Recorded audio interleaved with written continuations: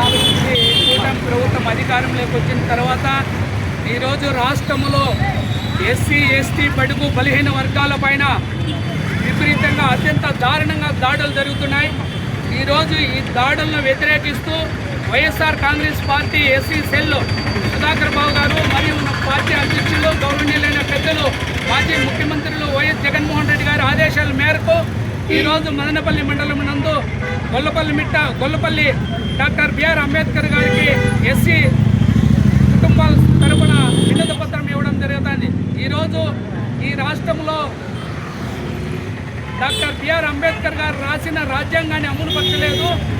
ఈరోజు red book రాజ్యాంగాన్ని అమలుపరిచి దాడులు జరుగుతున్నాయని దీనికి నిరసనగా ఈరోజు వైఎస్ఆర్ కుటుంబ ఎస్సీ సెల్ నాయకులందరూ కూడా ఈరోజు అంబేద్కర్ గారికి వినతి పత్రం ఇచ్చి ఇంకా మీదటన ఈ 18 నెలలుగా రెడ్ బుక్ రాజ్యాంగాన్ని అమలుపరిచారు.